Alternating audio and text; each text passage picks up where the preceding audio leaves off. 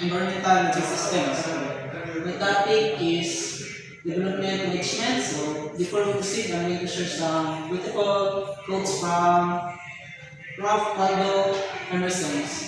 To be yourself in a world that is constantly trying to make you something else is the greatest accomplishment. So what is development? Development is a process of plan change from small to big, from efficient method to more efficient method, from the worst condition to better condition, and from poor quality to superior quality. So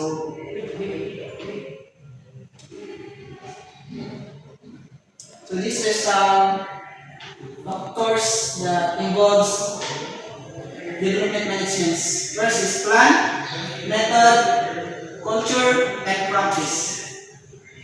Human development. So what is human development? The human development places human being at the center with the sole aim of improving his overall well-being and quality of life. Among the theories that I found in the internet, one that I found the best is cognitive developments. Cognitive developments have 4 stages. In sensory motors, it's talking about how we recognize our senses and how we develop it. In pre-operational motors, this stage we develop our abstract thinking and how we operate our thoughts. And the third stage is concrete operational. So this stage develop our morals and our ethics of how we understand what is right and wrong. And the formal operational, this stage is the adolescence stage that we accept our responsibility in this world. Sustainable development. Sustainable development is a dominant ideas of development was based on the straight line progression from traditional subsistence society to modern mass consumption society. The sustainable development is a guiding principle of is a development that meets the need of the present without compromising our future generations to meet their own needs. This is the visual representations of how we balance and sustain our societies. This consists the people, the environment, and the economy. Indicators of sustainable development. Toxic and hazardous waste in our environment. Second, deforestation and biodiversity erosion. Third is epidemics, and fourth, sanitation. Third is environmental pollution. Fourth is global warming and climate change extreme weather event. And lastly, the increasing income disparity and poverty. So this is the visual representation of how the indicators affects our society. So as you can see, this consists the social, this is the population of the community, and the government, which is the govern the policy, and the last is the economic activities. So in these structural changes, land use and social economics use land use charts, estimations.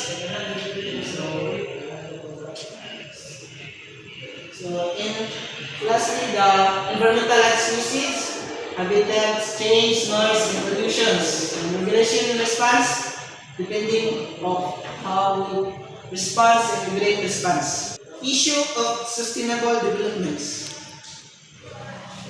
Social and economic issue, the natural resources management, it's the stakeholders, which is us, and lastly is the means of implementation. Sustainable development practice, there are 5 components, which is the health science, social science, physical science, environmental management, and lastly the environmental science. So, 3 things of development should have. First is bearable. Bearable ka na, mabear ka sa, makaya sa kung tao ang changes. sa developments. And equitable, and lastly is viable. There are three goals of sustainable agriculture. First is environmental stewardship. Second, farm profitability. And lastly, the prosperous farmer communities. This is the concept map for having a sustainable agriculture. First is to have a build-up of organic matters, which is we should protect soil against soil erosions, balance soil patterns, and crop residue recycling. Second is the soil nutrition maintenance. So, crop rotations, mixed farming, and natural fertilizers. So, we should use natural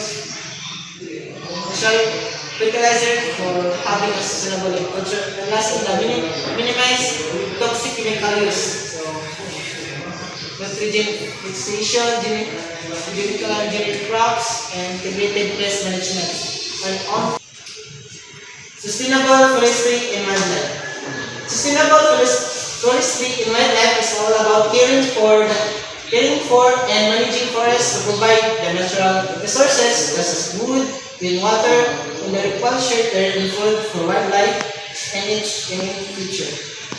Sustainable forestry practices and systems. The territorial sector with the rising protection and utilization of forest land. Second is social forestry involving green trees or roadside wasteland and canal side. Road crop side and village land.